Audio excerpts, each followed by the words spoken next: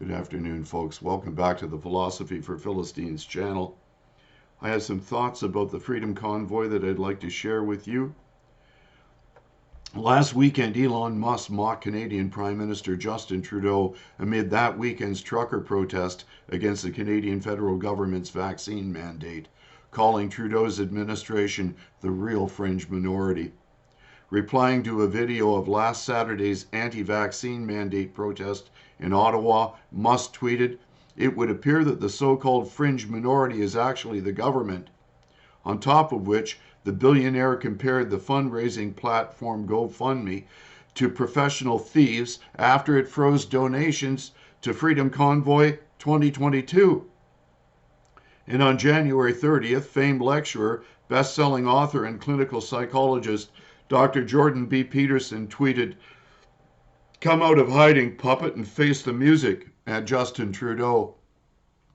Even Norway has created its own Freedom Convoy page, purportedly in support of our actions to restore limited constitutional government, to end mandates which fly in the face of our Charter of Rights and Freedoms. But wait, Norway wanting to limit government?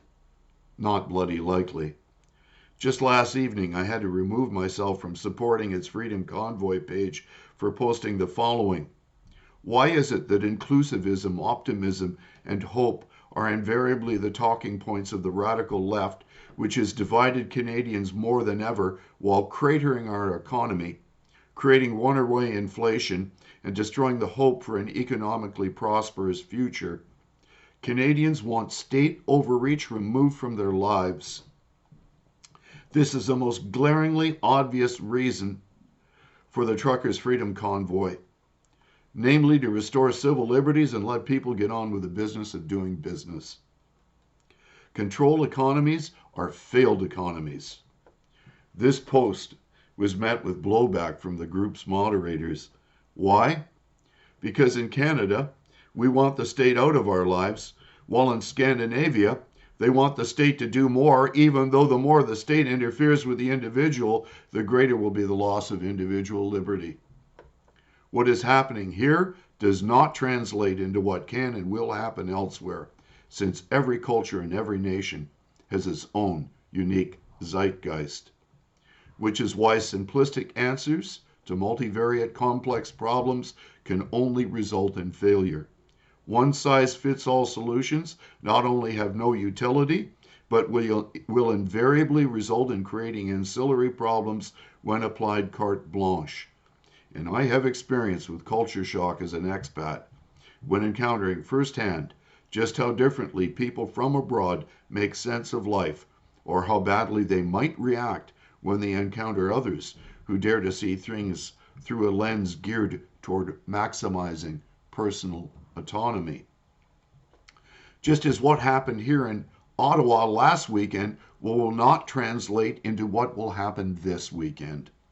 The people involved in the Freedom Convoy have evolving ideas as to how they might achieve their goals, just as the government has evolving ideas as to how they can make this protest fade away into history without ever changing how they govern us. A total upset has occurred within the CPC due to the blatant failure of Aaron O'Toole to appear decisive while capitalizing on this historic moment. There is much speculation as to who the new leader might be, even as Candice Bergen assumes temporary leadership of the CPC. It is my opinion that Pierre Poilievre is the only sitting MP with the chutzpah and the statesmanship to assume control while espousing anything even resembling true blue values. But this remains to be seen. What also remains to be seen is where to next. Both sides of this controversy are in a standoff. I am reminded of that key moment in Boston as the American colonies were growing fed up with their lack of representation in British Parliament while the King ignored their constitutional rights. Samuel Adams was provoking young men to violence to challenge the presence of British soldiers in Boston. Push came to shove, and the soldiers fired on the boys Samuel had incited to riot. The consequences were dire, since the soldiers were charged with murder It was Samuel's first cousin, John Adams, who was later to become America's second president, who saved the day when he asserted that the new nation must be based upon the rule of law and consequently defended the soldiers in court. As a result of his intervention, the rule of law was upheld, with calmer heads prevailing, for the soldiers who had been charged with murder were acquitted. I pray that in this ever-evolving situation downtown, that calmer heads will also prevail. I pray that any provocateurs will be detained and prevented from ruining an otherwise peaceful protest. I also pray for the restoration of our charter rights so that we may move freely across the provincial borders of this great nation, as well as to travel both in and out of Canada at will. The last living signer of the Canadian Charter of Rights and Freedoms, Mr. Brian Peckford, the former Premier of Newfoundland, has filed a lawsuit in federal court seeking to strike down the federal government's mandatory COVID-19 vaccine requirements. Since Mr. Peckford helped to draft that great document, which recognizes our inherent liberties, his lawsuit will be very difficult for the courts to ignore.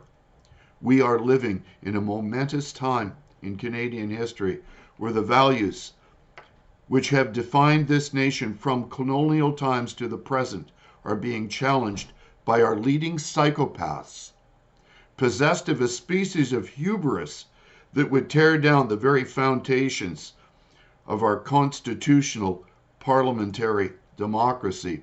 These are things to think and pray about this Saturday, February the 5th. And I'm thinking of those brave souls downtown. Continue to brave the cold and fight on for the rights of all Canadians to live at liberty. God bless you all.